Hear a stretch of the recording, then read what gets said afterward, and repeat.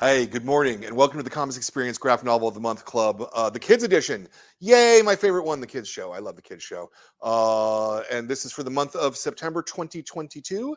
I would like to welcome all of you to it. We've got a really good, fun book for you this month. It's a little younger than the books that we tend to do, but I really thought the charm that dripped off the pages of this, as well as a really interesting story structure, made it a book that we really wanted to share with the kids this month. So we're really lucky to be joined with both the writer and the artist, Rosemary MOSCO and BINGLIN Hugh, who are both there. Hello. Hi. Welcome to the show. Hey, it's great to be here. Hello, thanks for having us. Yeah, how are you guys doing today? All well? Good. Yep. Yeah. Working along. Nice. So I always start with the same first question, because I really like this question, and it's why comics? Of all the different ways you could be expressing yourself, what is it about comics that speaks to you that allows you to, sort of get your worldview across? I'd love to hear your thoughts. Rosemary, would you like to start? Sure. Yeah, I feel like there are about 50 reasons, but maybe I'll stick to just a couple. So one is that I grew up reading newspaper cartoons, and eagerly opening to that part of the newspaper, and then reading like the collections, like Calvin and Hobbes and Bloom County and all that stuff, and drawing my own. So for me, that just felt like a really important medium at the time. My parents had like every Doonesbury collection. I didn't understand any of the political humor, but I really liked it. So I think it's a mix of that, but also I really feel like if you sort of expand the definition of comics just a little bit, you see them everywhere. I mean, every hand washing diagram, for COVID, anytime you get on an airplane and you see that, the little brochure in front of you, comics are just everywhere. So they're a good way to express what you want to express. So I don't know. I'm a big believer in how useful they are for communication. Yeah, I love that. BINGLIN, how about you? What's your answer to that same question? I super agree. I also grew up with comics. A lot of it was like manga that I was too young to be reading, like Inuyasha, I think I read when I was like 6 years old. Wow. But because I grew up with comics, it was just kind of a communication style almost that I grew up fluent in. And even now, I still think that comics are a really great way to tell both stories, and both fiction and non-fictional stories, in a really accessible way by just combining pictures and words. I think it's really important. Yeah, no, I agree 100%. Did you have any formal training in comics specifically, or did you study art generally? Like what was your... Right. I did go to art school for illustration. I didn't actually take any comics classes, though. A lot of my comics experience was from copying what I liked as a kid and then kind of expanding off of that and making my own stuff later on. Right. How about you, Rosemary? Did you, because you're also an illustrator, yeah? Yeah. No art training. I mean, lots of random classes in, print and watercolor and all that stuff throughout the years, but I didn't go to art school. I did go to, I have a master's from a sort of science communication program, or at least it's called the Field Naturalist program. So it makes naturalists, who are basically people who can look at the landscape and also talk about it. So I took writing classes in that, and that was really, really helpful. So I say I have writing training, but for art, I just do it a lot. But I definitely have my limitations, which is why it's incredible to write a script and then send it to someone like BINGLIN and get it back this magical product. Yeah. Did you do any comics on your own?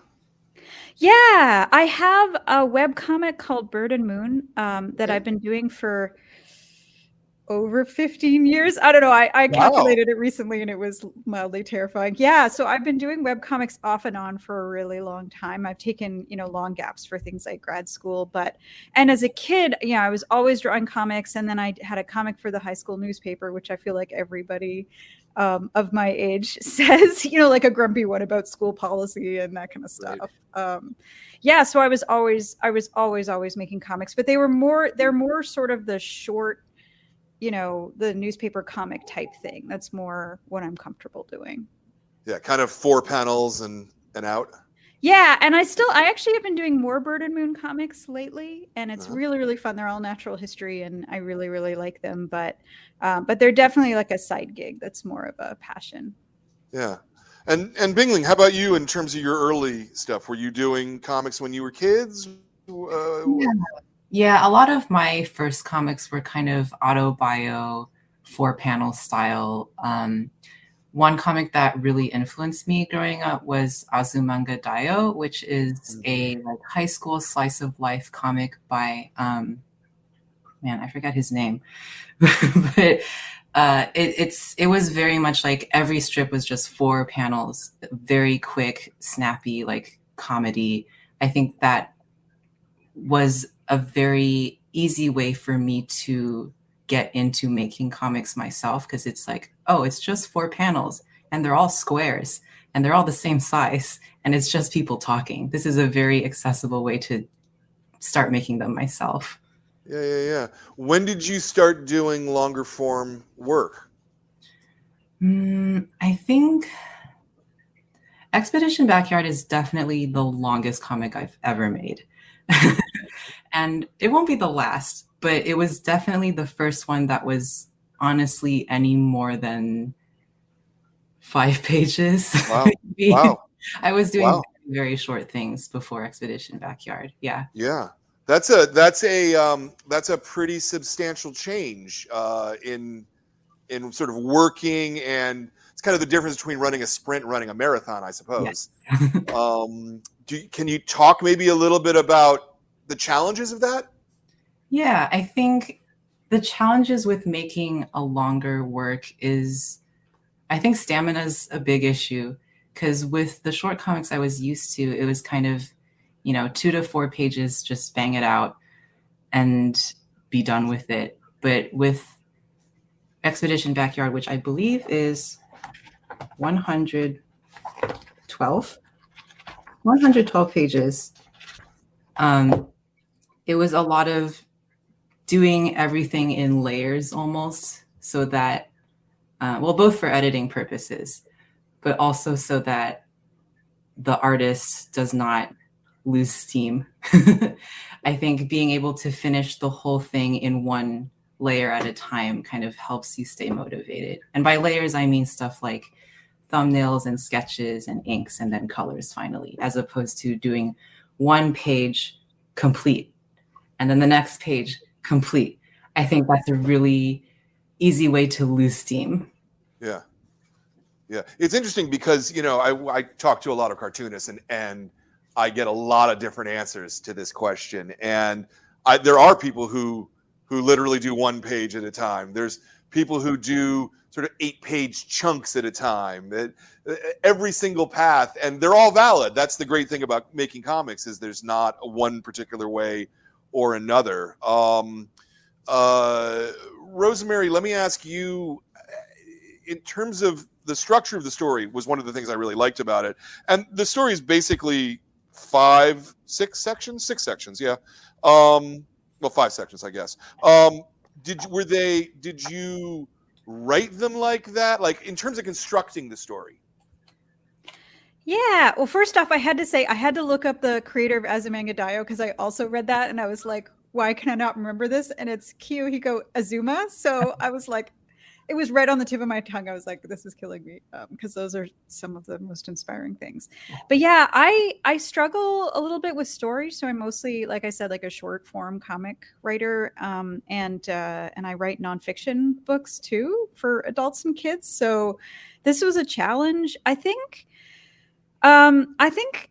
what I wanted to get across was that there are different creatures and experiences you can have at different times of day. So structuring it as having these different adventures let me cover different topics at different times, and also sort of move into different senses of the story. And what I really liked about Bingling, and then also their wife Ashanti did a lot of the color design. Mhm. They really made each section really distinct, which I think might have been a bit of a challenge. I definitely was a bit of a challenge. So each one is like a little self-contained color palette and self-contained story. And I thought that was really fun how that worked out. Yeah. But it was something I thought long and hard about, because like I said, a story can be a little challenging for me. Not characters for some reason, but story is tricky. So this was a fun way to do it. Yeah. So maybe let's talk about sort of the origin of the book and the motivation and where did it all come from? Let's start with that. Yeah, a few years ago. So, well, first off, I've always been really into urban nature. So I have this degree in being a naturalist and going out and pointing at things and telling people what they are. But I've also always lived in cities. So I'm a big proponent of people going out and experiencing urban nature. I think it's so important, both for getting people to have some exposure to nature, but also for us to understand the world around us, because so much of the nature that we see in cities is of human origin. And so it has a lot to say about history and, you know, all kinds of stuff. I mean, a lot of the weeds that we sort of ignore, like were intentionally brought over by peoples from all over the world as food and kind of escape. Like, I just think it's so interesting. I've led like urban botany classes and stuff. So it was always a big interest of mine. And so I made a cartoon a while ago with Maris Wicks, who's a friend of mine, who's an amazing cartoonist. And it was called Your Wild City. And it was about exploring urban nature. And then, so Gina, who was at Random House Graphics, saw that and said, hey, do you want to do a book length thing that's like that? So that was sort of how that came about. But I think I just always wanted to do an urban nature book. It's just, I just will shout it to the rafters. I just think it's really important as a topic. Yeah. And so when Gina said to you, let's do a full length book, was that daunting at all? Like to make something that's 112 pages long? Yeah, and it wasn't. So I did one of the science comics books for First Second. Oh, okay. I did a solar system one. Okay. I'm trying to think at the time. I'd done some other long form stuff. I co-wrote a book for Atlas Obscura. I had a picture book out or two. I have one about pigeons. That was the most daunting one I've ever done because it was a long form adult science nonfiction book. And again, pigeons. So I'm pigeonholing myself. Like literally, this is a topic that I'm really into. So I think the most daunting part of it was that it's an early reader's graphic novel, which is not a format that I was familiar with, and also is not that common a format, and it's becoming more and more common. So basically I went out and bought or borrowed every one that I could find and learned so much. The structure is completely different. I mean, you can't have two characters having a complicated conversation in any one panel because it's too overwhelming. So it's super simple and super clear, and it was a learning process. That part was daunting, but the length was, I mean, I could ramble on about this topic forever. What's the can you help explain sort of the challenge of writing sort of a simpler batch of dialogue between characters? Yeah, I mean, this is something I really enjoy, is taking something that's more complicated and trying to strip it down to its simplest components. I mean, that's like 3/4 of making comics or doing any sort of science writing. But yeah, I mean, it really was a challenge, just going through and rereading scripts and going, okay, which of these words might be a little bit too overwhelming? You know, is there a way I can say this more clearly? Is there a way I can trim out words? Yeah, I mean, it was absolutely tricky, but it was like, if I could spend all day editing stuff down like that, I would, because I really like it.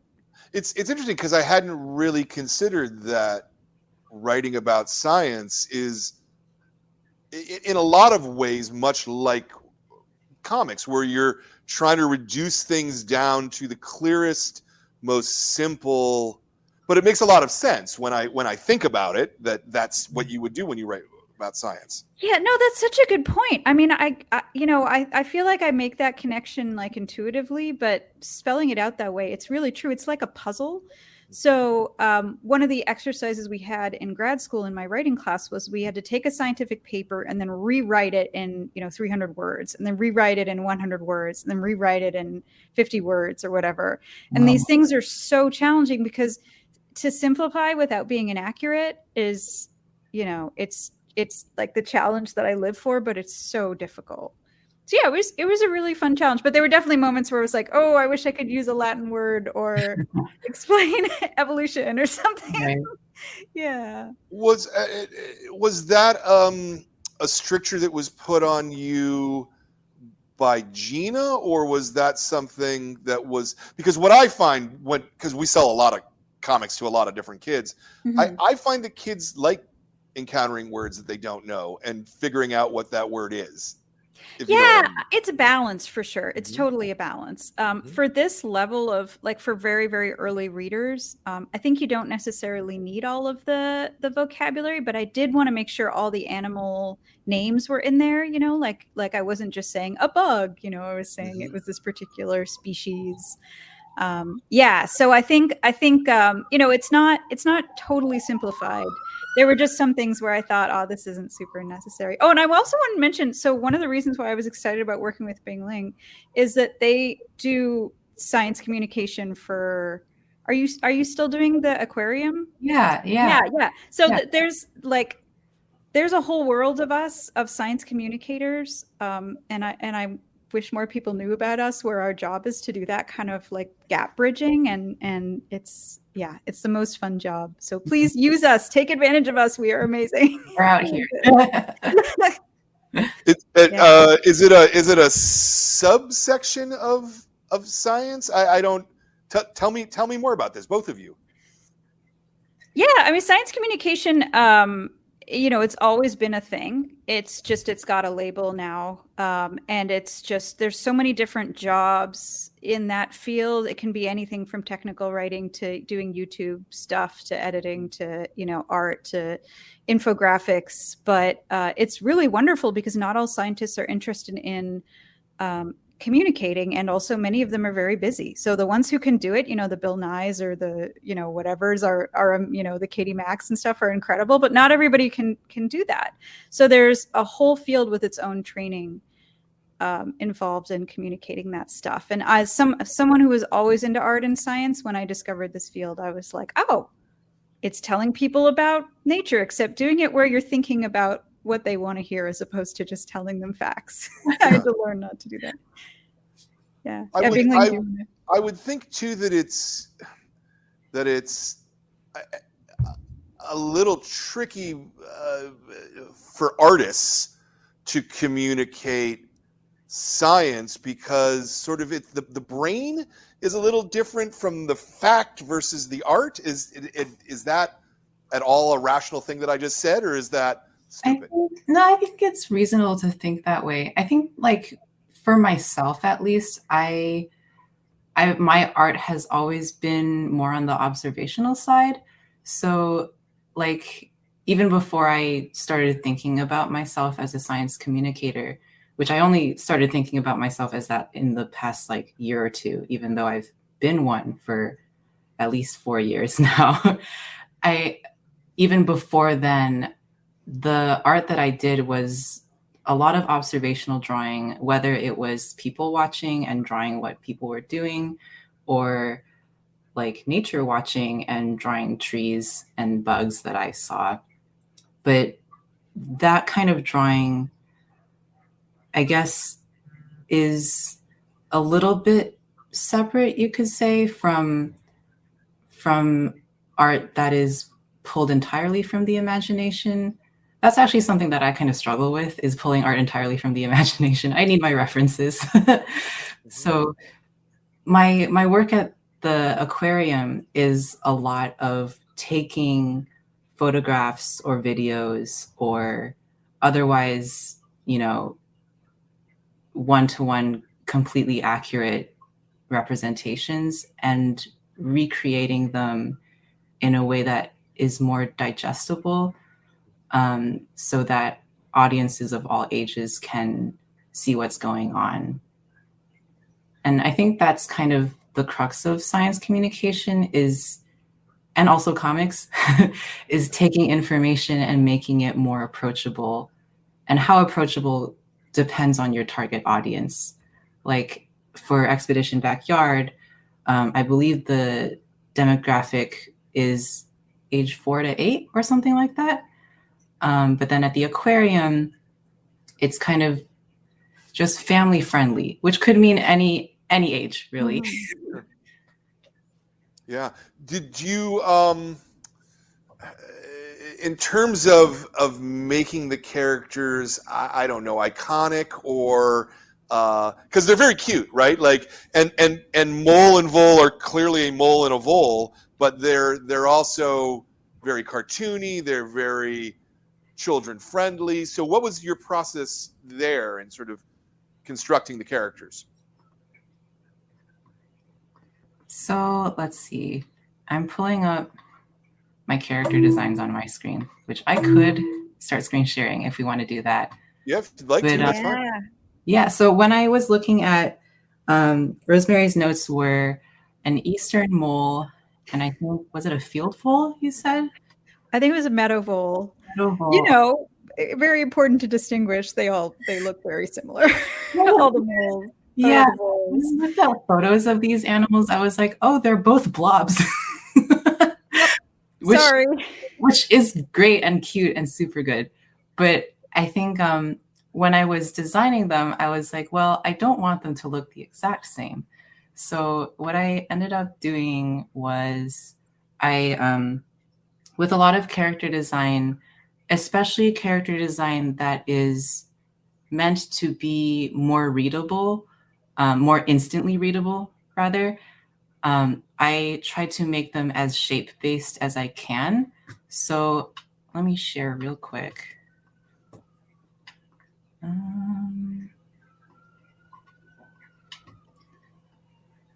All right, it should be on now. Yeah, there it is. Okay, so here's my first few drawings of Mole and Vole. Oh, so cute. Can you see my cursor here? Yeah. Okay, so with Vole, I thought, well, I'm going to make her really round and kind of like a bouncy ball almost. Like she's really rambunctious. She's really running all over the place. And then with Vole, just to contrast, I made her a little taller, a little less bouncy ball shapes. And she's got these kind of triangle motifs. Like here, her head points into a pointed snout, and then the same shape down here, the tail. And here's another, actually here's the earliest drawing of them, I think. And between this and final, Vole did lose her ears. They are now tucked inside the hat, and they only show up on one page in the book. Wait, which page? I don't think I noticed that. You can tell me later, but that's fascinating. Yeah. There's always still notice where her hat falls off and you can see her ears, and that's the only time you can see Vole's ears. Oh, when she's hanging upside down. Oh my goodness, I didn't notice that. Yeah, starting at page 84. Oh, and it's a climactic moment. Oh, that's so cool. The ears are symbolic. Yeah, so with the character design, I wanted them to be contrasting in as many places as possible without actually making them inaccurate drawings. I mean, they are inaccurate drawings because moles and voles don't stand like this and they don't wear hats. But what? Surprise. But, let's see. One thing that I made sure to emphasize was the size of their limbs. So, and this is accurate to real life. Moles have huge paws and voles have pretty little ones. So I try to kind of emphasize that with every drawing of them and within the character designs. Mole's got these really teeny tiny little hands and feet and toes, and Mole's hands make up like 30% of her body. So I think with this, with these kind of rules in my head, it was easier for me to separate their designs and make them more distinguishable from each other. Very much so. Very much so. Let's talk a little bit about. Well, Rosemary's already said how it started with her. How did it start with you, Bingling? How did you get involved in the book? So I was reached out to by Random House to basically just ask if this is the kind of project that I would be interested in, and it very much was. I like I said, I have been doing science communication for the aquarium for a couple years now, or a couple years at that point, and I do really enjoy my work there, but I don't often have the opportunity to do things that are more intentionally targeted for kids to enjoy. So this was a very fun prospect for me. And also at the aquarium, it does have to be much more science oriented. Like there's not a lot of narrative that happens with the work that I do there, understandably. So we kind of talked about this project and I hopped on board and Rosemary and I talked about like the script, and Rosemary actually helped me with layouts for the script, which was super helpful. That's why I really like working with writers who are also artists, because the writing happens in the art too. And I think a writer who also draws understands that on a very personal level. So it did make things run more smoothly, I think. Yeah. Rosemary, did you you wrote full scripts then, or were you giving some sort of hybrid with like with thumbnails, or what, how exactly did it go on your side?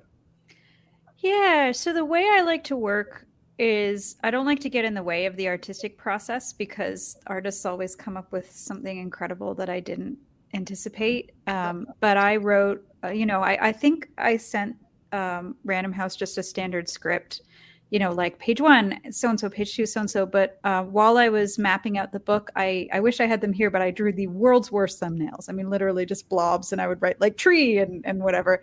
And then those were just for my reference. And so when I built the script, I included little boxes that said, here's a general suggested layout for this page, and here's what I'm imagining happening in each panel. And here's where people are in each panel and whatever. But those are all suggested. So I've definitely had experiences in the past where artists will say, "Oh, this page doesn't work. I'd rather do it this way," and I'm thrilled. But I think that, yeah, I mean, it sounds like that was helpful and useful. Yes. It's a tension. I don't want to tell folks what to do, because it really is a collaborative process. But sometimes I have an idea for how a joke will work. So that's what I did. But it's a Word document with just little squares in it.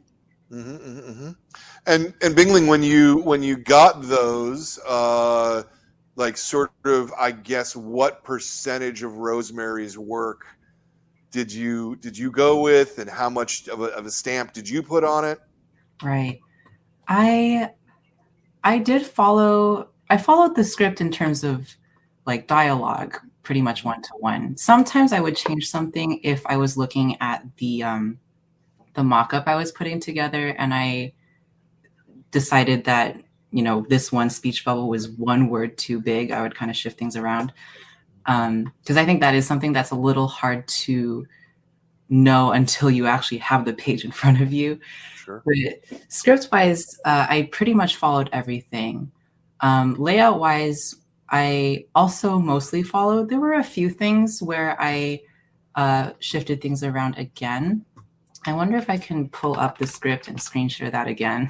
Yeah. But I could share my thumbnails with you guys. Sure, great. So love to see it. Yeah. Always love to see process. It's because, as I say, every artist is a little different, and it's all right, so. Right, yeah.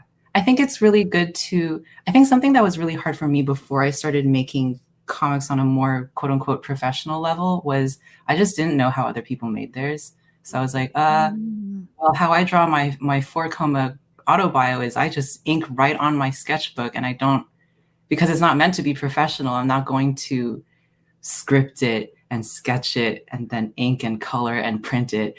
So it's really helpful to see process from all sorts of different artists and writers. So let me share again. Yep. It's also so exciting for me to see all this behind the scenes stuff because we've never met in person. You know, all of this was long distance, so it's so cool to get to see all that. Oh, there we go. Yeah. Okay, so I have the script pulled up here to show one thing where, so this is what Rosemary's layouts look like. Just rectangles stacked on top of each other. Okay. But it was very, very helpful for me because layouts are actually something that I kind of struggle with personally. Okay, so let's see. 7 and 8 was a spread that I took a little bit of layout liberties with.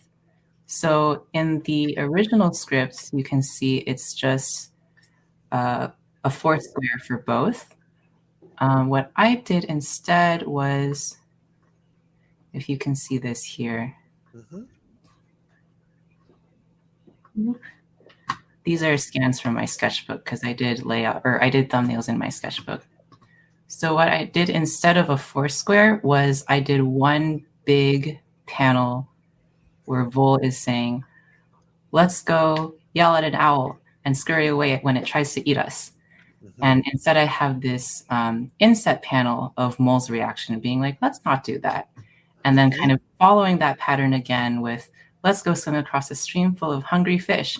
And Mol is again like, oh, let's not do that.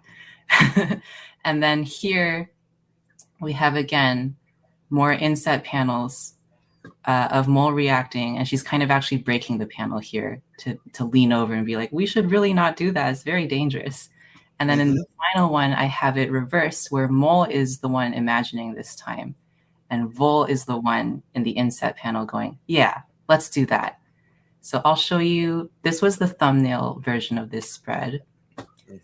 And then pencils was here.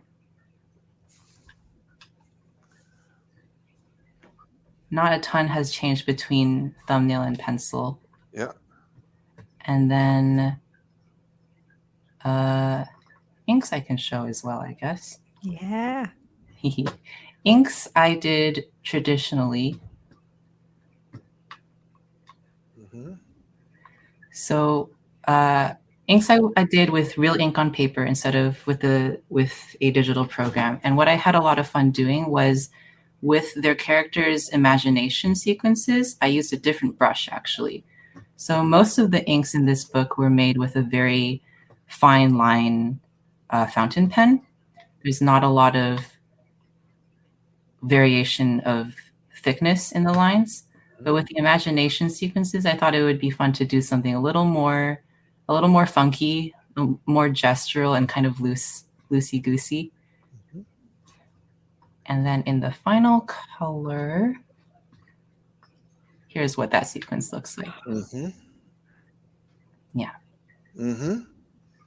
That's really interesting. So let me make sure that I'm following correctly. You're doing the thumbnails in a notebook that you're and you're hand drawing them, yes, and then scanning it in. You're doing your pencils digitally.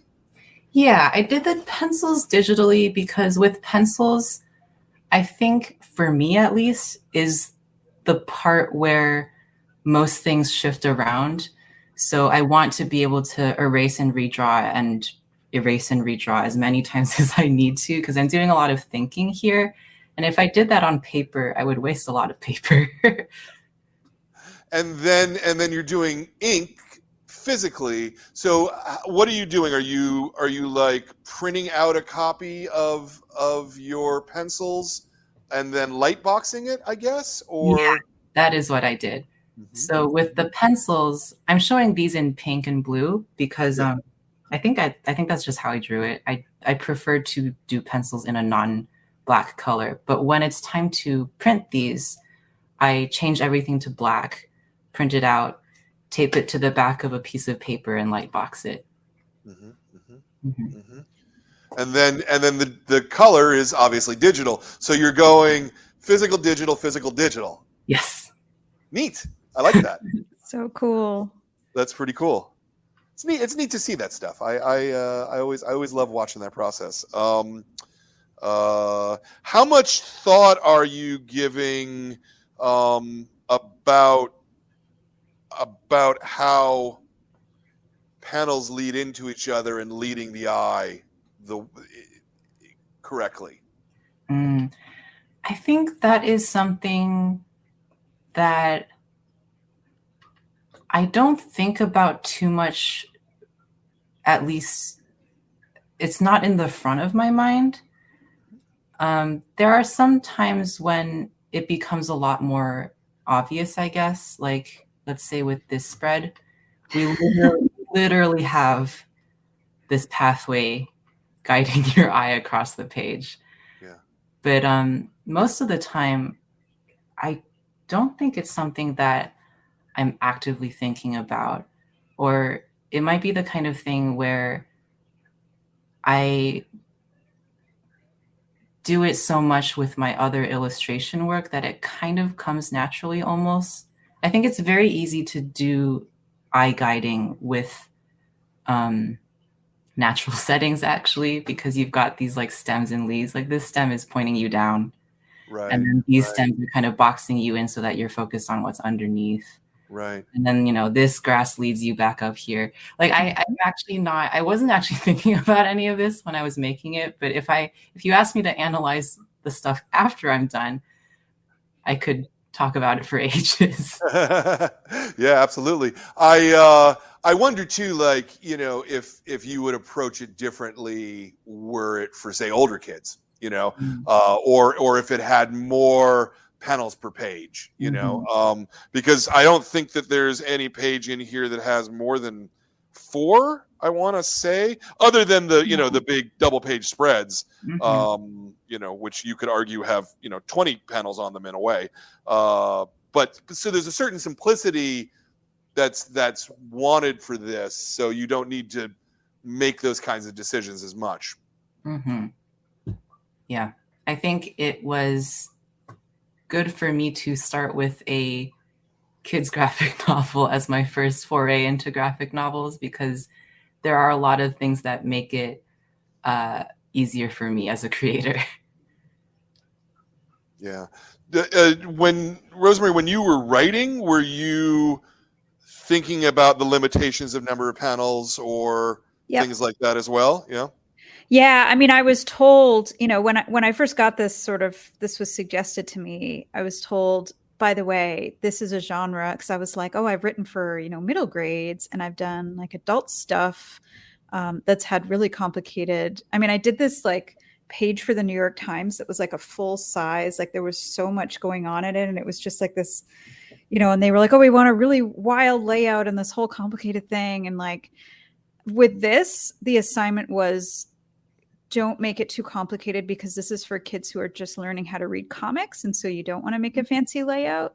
Mm-hmm. So I was thinking about that the whole time. There were points where I wanted to make complicated layouts. And then I thought, no, I can't do that. I was laughing when you were talking about the 2-page spreads, because that was sort of a mean thing of me to do. So what I was thinking about with those was everything's very simple, but then there are these every time they have an adventure, there's a spread where you sort of follow a path.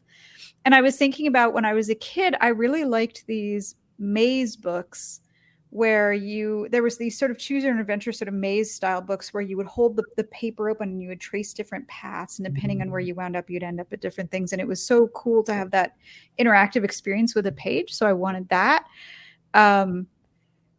And I didn't really think about how exactly is that executable. That was the one place where I was like, I want these. These are going to be great. And they proved, I mean, Binglin, you did a stellar job, but there were definitely moments where you were like, what is happening with the perspective here? And I was like, isometric video game? I don't know. So I'm sorry about that. Usually I think in a more concrete, I think they turned out really cool, but it was definitely like, a bit of a mean assignment. I think I recall I actually did ask you for help with those, and Rosemary did send me some sketches that were very helpful for me to build off of. But when I was sketching them, I was thinking, what have I done?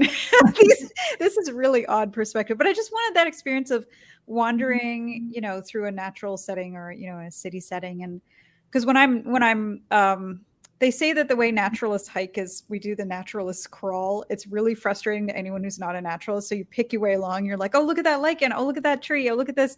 And by the end, you haven't gone anywhere because you're just constantly noticing things. And that's the experience that I wanted to get, was that sort of like everything is packed with cool science and cool nature. Mhm. But those were, I don't have regrets, but I feel a little bad for foisting that on everybody. Yeah, no, I mean it's really effective, those double page spreads and the journey.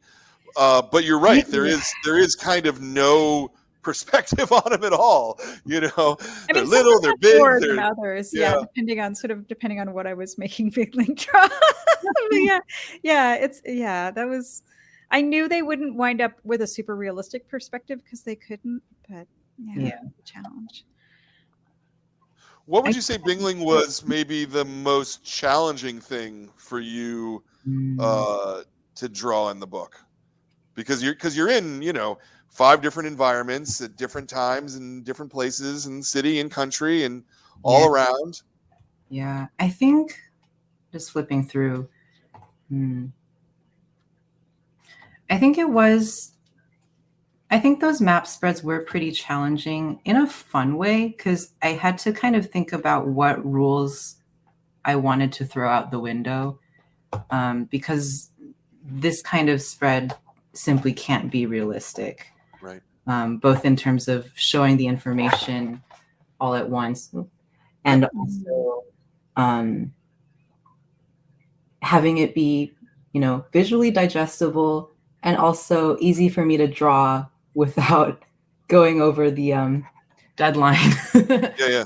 So I think it was a challenge kind of deciding what rules I wanted to keep. For example, on this one, mole and vole are huge.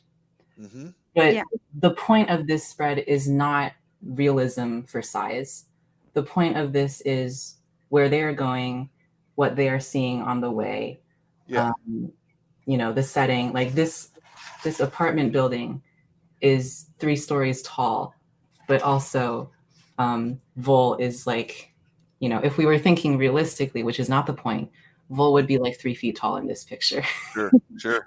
So I think deciding what I don't want to care about was both hard and also liberating, because I don't have to worry about scale in that picture. So I'm just going to kind of go for it and draw huge rodents.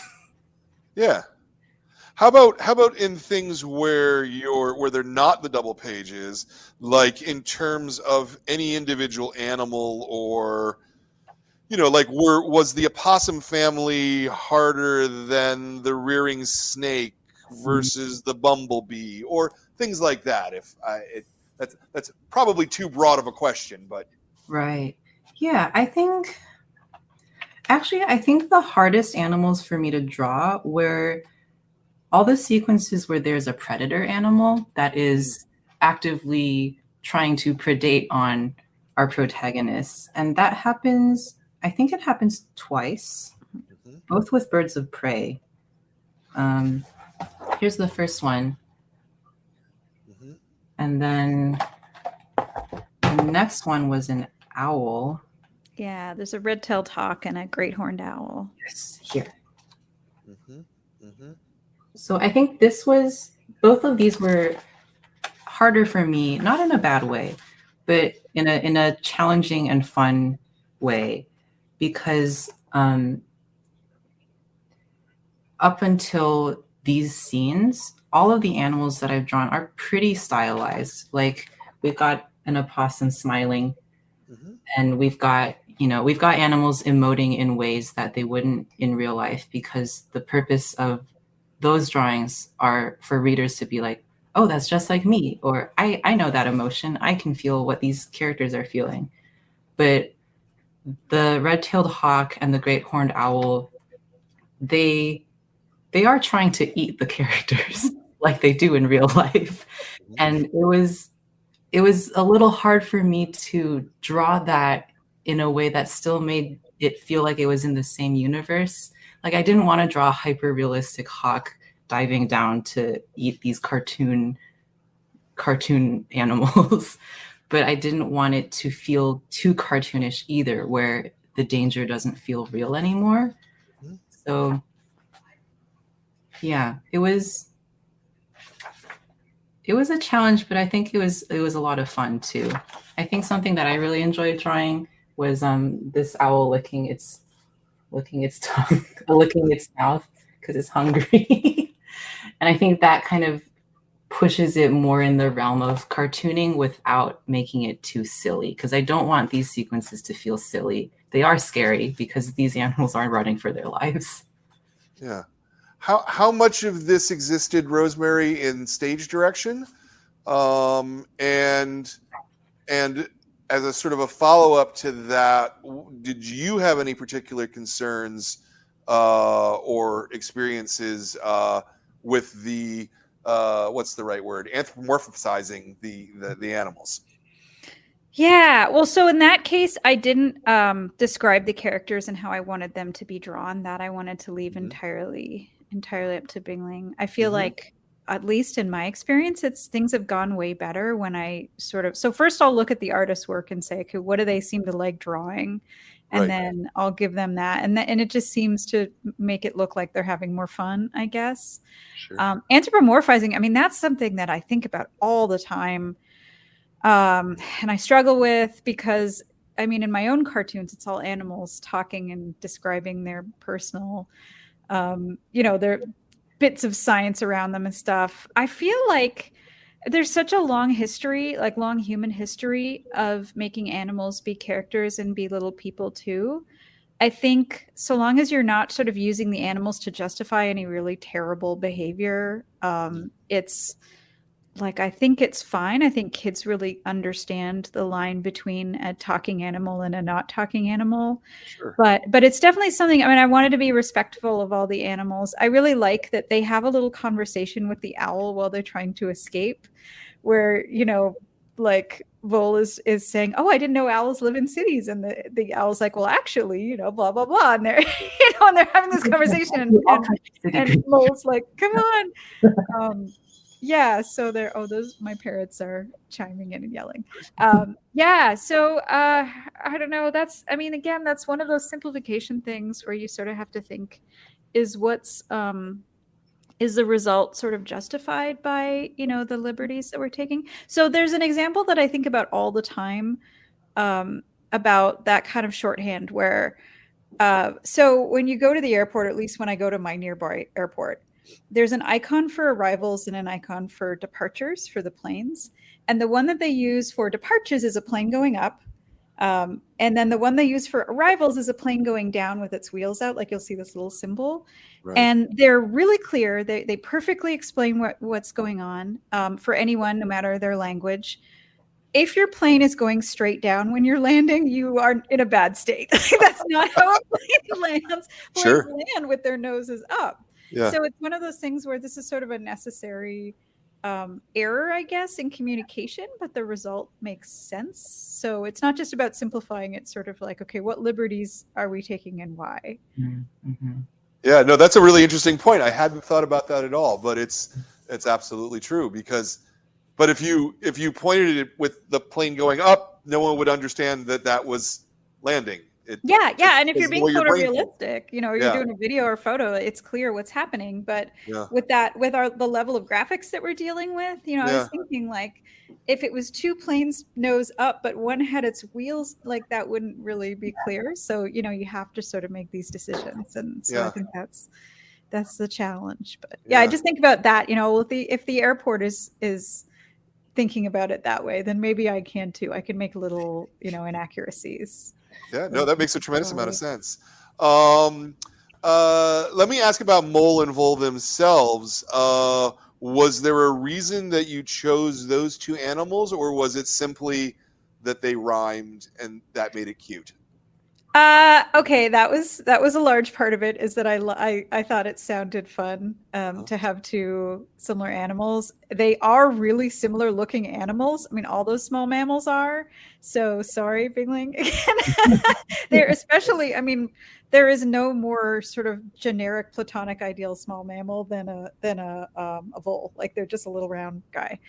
But also I wanted something that would be a cool thing for kids to learn about, and that would be a relatively common animal that's out in the woods. So there are lots of moles and voles all over, at least, North America. So that was what I was thinking. But a lot of it early on was just that it would be cool to have rhyming animals.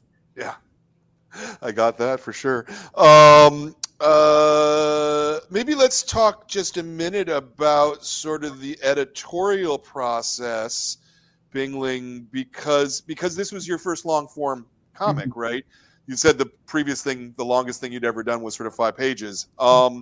When you turned in your thumbnails, were you getting lots of notes, little notes? Like, what was the editorial process like at that point? My memory is not super great because it's been maybe 2 years since that part of the process. But I was turning in process to share after every step, thumbnails, pencils, inks, and then colors. And I don't recall there being a ton of edits at thumbnail stage, because I think with my thumbnails, they're readable, but you can't really see stuff like expressions or like, tree placement, that kind of thing. It was more for, here's where the characters are, here's the background, also here's the speech bubble. So I think I got more edits during the pencil stage, because that's where you can see more of the detail, and that's where the editors could see like, okay, this is what's going on with the expressions. Make sure that this is reading clearly, that kind of thing. Mm-hmm. Yeah. Is there any example you can think of, where a really positive change was made to the page that sort of educated you for things that you did further on? I don't know if I phrased that question just right.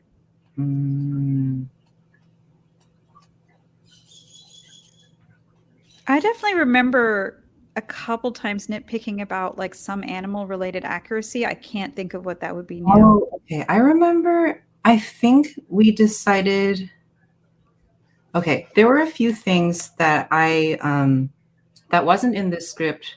So I made certain decisions in the drawing, but then when I submitted them back for feedback, I think Rosemary might have caught this one. I think originally I had drawn this cicada as one of the Brood 10 cicadas. Oh yeah, that sounds familiar. Yeah, it had the red eyes and the brown and gold wings, because when I was drawing this, Brood 10 was coming out, and I was like, well, that's relevant, right? But then I didn't realize that after this book comes out, it'll be another 17 years or whatever that anyone will see Brood 10 cicadas again. So it would have been wiser to draw a more common every year cicada. So that was definitely a decision that I didn't even consider. I was just so excited about Brood 10. I'm so jealous. I didn't have any Brood 10 up here, and I was seeing people covered in cicadas, and I was like, I want that. Next time. I have no cicadas of any kind in San Francisco, so I'm so sorry. Yeah. We have other things though. So okay, the last thing I guess I want to ask about the color. I actually hadn't realized that your wife had done it. So that's kind of cool. If I had realized that, I would have made a point of going, why don't you be on the show as well, Ashanti, because that would have been a sensible thing. But maybe you can talk a little bit about the collaborative process. Yeah. So Ashanti is also a comic artist, and they are very, very good at color. And something that I struggle with a little bit. I can come up with colors, but it takes me so long that with a project like this, where there's a timeline and there are check-ins, it just made more sense to kind of outsource that to someone who could do it faster and fast and well. So I can screen share again. because I have the color key file here. Let me pull that up. Okay. So I'm opening them in Photoshop right now. What we did here was I finished my pencils and then I gave them to Ashanti right away. And Ashanti went in and made this for me, where every page has these very rough, nothing's in the lines because that's not the point. Just general color palettes, like this is the color of the grass. This is the color of the grass in shadow. This is the general color palette of this scene. And something I really like about the way Ashanti approaches color is it's very emotional. So even with stuff like this, where Mole is kind of sighing and she's like, okay, here we go again. Here's another adventure. The color behind her is green instead of this brown that is the actual color of her dirt burrow. Mm-hmm. And here too, I think is a really strong example of it. In Mole's imagination, none of these are what we call local color, which is the literal color of something literally under sunlight. The owl is not maroon. These fish are not purple. The tree is not blue. But emotionally, these colors are telling a story. And also here, emotionally, Mole's color palette here is telling a story too. Like you can see her colors here are gradually getting a little more red, a little bit more upset with each panel that happens. And here, Vol's palette is bright yellow because she's super excited. So stuff like this is just information that I wouldn't have come up with as easily on my own. And here too, you can see, I'll zoom out. Oh, yeah, as the day progresses and it gets more towards evening, there was like no way to indicate that in a forest. But like Ashanti's colors here were really great because here we're starting with morning, and then as they go on their adventure, the day progresses and we're getting a little cooler, more purple, more blue, and then finally it's evening here. Yeah. Like this is nighttime now. Yeah. And then the color palette changes again with this sequence because this is maybe the same time of day as it was over here. But because it's raining, it's a different color palette. Yeah. And even indoors, the colors here are a little more blue, purple, pinkish than over here, which were gold, more broad daylight colors, even though it's indoors. And between the color key and my final colors, there were still some things that I changed because it was not Ashanti's job to know the exact colors of what every animal was. So if there was something that ended up being more accurate, I would adjust that. And sometimes there were, building colors that I wanted to change, or I believe with this here, I made the tree kind of a dark blue-green instead of purple-blue. This was just so helpful for me because in my coloring stage, I could just go in here, use the color picker tool, and then hop over to my actual working file, color it in, and adjust as needed. But it just made things so much easier and also so much more exciting. Like, here's a page. This color palette I adore. Like, this is not something I would have come up with on my own. But the danger is really present in this bright red. Like, this bright red is not real. It's not actually happening. But emotionally, it is happening. It's kind of this like siren alert. We're in danger. And you're seeing it again here, where the owl actually gets close enough that it scrapes at Mole's burrow. And because it's such a close call, the background is red again. And then the day is passed and we're back to blue. Yeah. Yeah. I really find this actually really extremely fascinating because I don't know that I've ever gone through pages with an artist like this, particularly because these are essentially thumbnails of color, as opposed to the final, which is just utterly fascinating to me. And also, you know, it's interesting that it's interesting that color in comics particularly doesn't necessarily have to be representational in a way that I think that it is more in film. In other words, you're making, Ashanti is making decisions panel by panel, whereas if you're in, say, a film, you're typically going to be making it scene by scene, if you know what I mean, because you want your color to, but you don't need that in comics, and it's actually almost counterproductive to do it that way in comics. Again, I'm kind of babbling. I don't know if any of that made any sense. I'm just sort of thinking about it for the first time myself, but that is very, very fascinating. Thank you for sharing that with us, and please pass on to Ashanti that I think they did a fantastic job on coloring this book. Yeah, because it's really nice. It's thoughtful, and then there are also just these moments of unbelievable accuracy. Like I mentioned at one point, Vol is looking at a bug during that milkweed scene, and I said just bug, and it's the species that Binglin chose is a swamp milkweed beetle, which is, you know, associated with that. Right here. That is an accurate representation of a beetle that would be likely to be found on this species of flower. Which is that was. Yeah. I think that was my science communicator part coming through. And another thing here, like Ashanti got to that page and assumed it was a ladybug because it does look like a ladybug, especially in my sketch. But I made it the orange yellow. Accurate beetle. Yeah. So cool. It's a lot of collaboration on all sides and everyone kind of putting in their own creative decisions and kind of like pushing and pulling.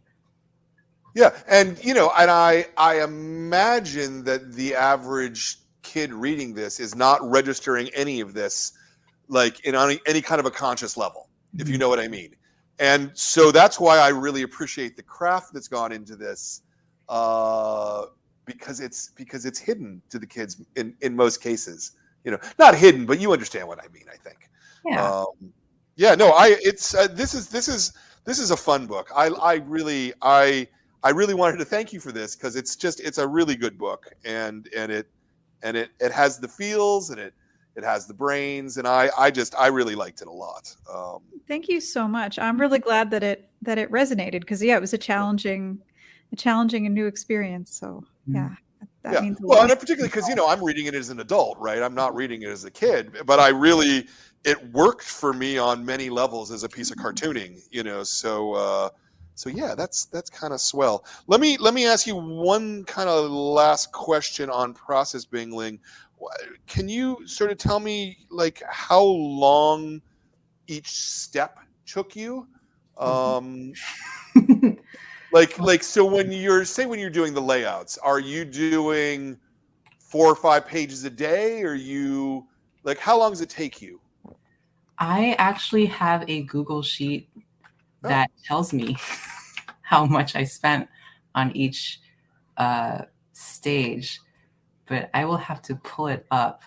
There's this Google sheet that Carrie Peach created along with input from Rebecca Mock, I think. And let me try to find it. But what it does is it's intended for people to put in dates so that they can get their comic done on time. So if it's something like, okay, this is due next year in the fall, this exact date, and there are this many pages, and you can kind of triangulate from there how much time to allot yourself.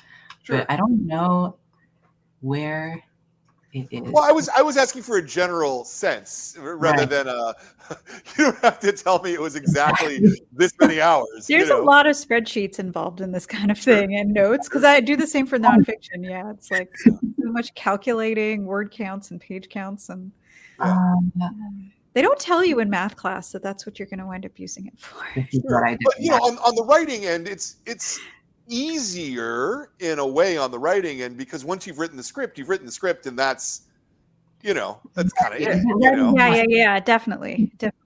Yeah. Whereas the art, you're constantly going back and you're doing multiple steps. I mean, you've got 4 different distinct steps there: thumbnailing, penciling, inking, coloring, each of which has their own timeline and each of which has their own process. But the reason that I was asking was sort of like, are you doing a page a day? Are you able to do more than a page a day? That kind of, it was sort of what I was thinking towards. That also kind of depended a lot because I was still doing my aquarium work at the same time. So, 5 days a week, 9 to 5, I was doing that. Sometimes I did it on my lunch break. Or sometimes if my work was not as busy, I would just open up Photoshop and do some stuff. But I did finally find my spreadsheet, and I wasn't tracking by date for thumbnails, but my pencils took me from end of July to beginning of September. So that was 2 to 3-ish months. And then inks took me from November to February, maybe. So about the same amount of time. So it sounds like you were doing a little bit more than a page a day then on average. It's the kind of thing where some days I did like 8 pages, and then some days for several days in a row I would do 0. That kind of thing. Sure. That's we were also in the pandemic. There was a lot. Yeah, there was a lot happening. Yeah. Well, it was worth it. Let me ask you sort of the wrap-up questions. There are 2 generally. The first one would be, do you guys have any other comics material coming out in the near future that you are allowed to talk about, that you would like to plug? Do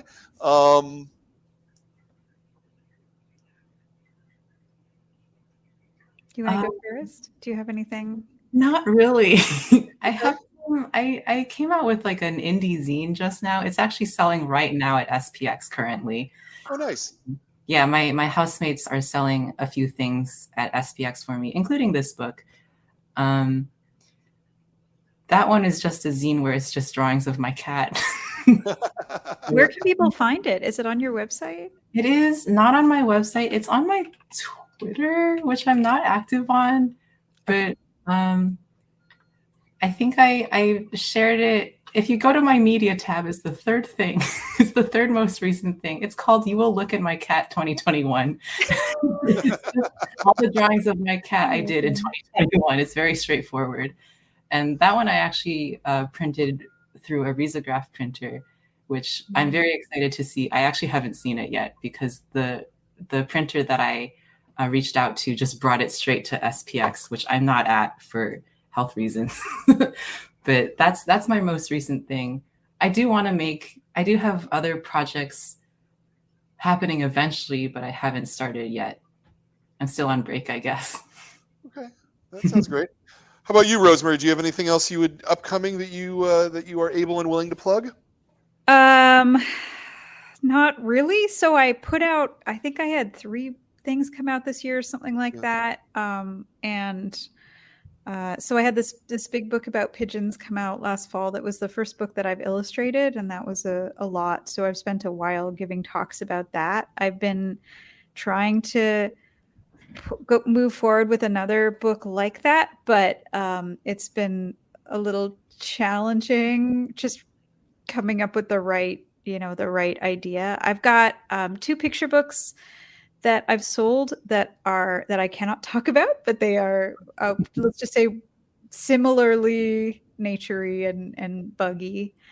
And yeah, I mean, I'm not working on any other graphic novels right now. I mean, I certainly would love to at some point. I feel like I'm sort of spread a little thin, and I've been making my own cartoons and giving some talks based on them. I just spoke at the this amazing conference called the Wild Wonder Nature Journaling Conference that is really cool. So I've been learning some watercolor and doing some of that stuff. So no, but if you go to rosemarymosco.com, there's a mailing list there and you can sign up, and that way I will tell you all of the random distantly stretched things that I'm doing, which are really all over. But yeah, but I would love to do something else along these lines someday. Very good. Very good. Yeah. Just, trying to give people an opportunity to plug. All right. So the last question is, this is a series of interviews, obviously. We've done, we're well over 250 at this point. I know that there's a lot of people who watch these who want to make their own comics. And I hear a lot of times, I just don't know where to start. I don't know what to do. I'm not sure. So I would love to hear both of you sort of give your sort of best advice to someone who wants to make comics but doesn't know where to start. It can be a practical, physical thing. It can be an emotional thing. It can be a spiritual thing. However you want to go. Who wants to start first? Neither of you want to start first. I would say start small. If it's something that intimidates you, a comic can be one panel, like really, it can be just one panel. It can be a drawing of whatever you had for breakfast and then your feelings on what the breakfast was like. That's a comic. Mm-hmm. And it doesn't have to, I think a lot of people get stuck in the idea of thinking that everything has to have a story with a beginning and a middle and an end. Yeah. And those are comics for sure. But I think if you just want to get started and practice, like really starting with journal comics is probably the easiest way to go because you don't have to come up with a story. The story is whatever's happening around you. And it doesn't have to be perfect because it won't be. Love it. Yeah. Make a comic about what you had for breakfast. That's my homework to you. Yeah, I agree 100%. I think finish things and then do another thing. I know people who've sort of had the one sort of story that they love and it's been years and years and, it's not moving forward and stuff, just do something else while you're waiting on that one. And yeah, I mean, just think about what makes you unique and make a cartoon about that.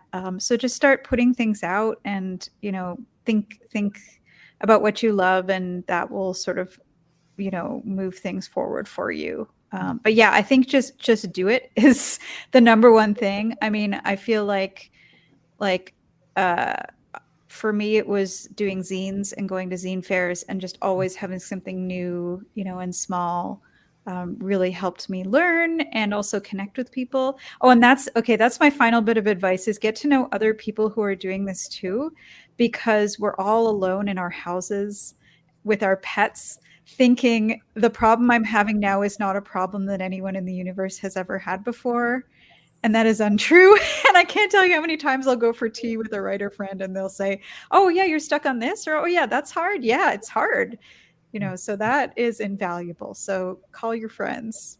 Especially right now. Yeah, definitely. Yeah. That makes a lot of sense. Unmute me. Or am I still muted? Oh, I thought you muted me. I thought you muted me because of the background. Oh, okay. He hovered the thing over the mute button because somebody's doing something on the street. You can hear the in the background. I can hear it. Nice. Oh, okay. Well, we can really hear it here. It's shaking the building. Did you hear the fire truck that went past earlier? That I heard. Okay, yeah. So yeah. Did you hear my birds screaming? I did. It's all good. It's live production. It's all good. Folks. Fantastic. I really appreciate you guys taking the time and being here today. And especially, as I say, I really appreciate the book. It's a fun and fantastic book. I can't say enough about it. Will you put me back on a 1, please, Ben? I want to thank everybody who's been watching today. You guys are all great. Your membership in the club is what allows us to keep this going and keep the store happening, and everything's great. So thank you all. I want to thank Ben for running the camera. I want to thank Jordan for being my producer and doing all the backstage stuff. I want to thank my staff, Zoe, Kat, and Katie, as well as Max and Ava. for running the store and making it so I can do these interviews and have fun like this. I especially want to thank all the creators and content makers out there. Especially I want to thank Rosemary and BINGLIN for being here and helping us out today and talking about this book and making such a great fun book. If you guys are sitting at home, you don't know what to read, go and pick it up. It is deceptively simple. You're going to look at it, you're going to go, oh, that's just for little kids, but it's really not. Actually, it's got a really great story structure, and it taught me a bunch of things, and it made me laugh and smile. So what else can you ask for in a book? There's activities at the back too. Yeah. There's a lot of back matter. Exactly. Thank you so much. Yeah, it is a bit of a weird book. So, or not weird, but like it's an unusual one. So I really appreciate you giving it a shot. And I'm so glad that it resonated. Yeah, my absolute pleasure. Thank you, everybody. We will see you again next month. Oh, wait.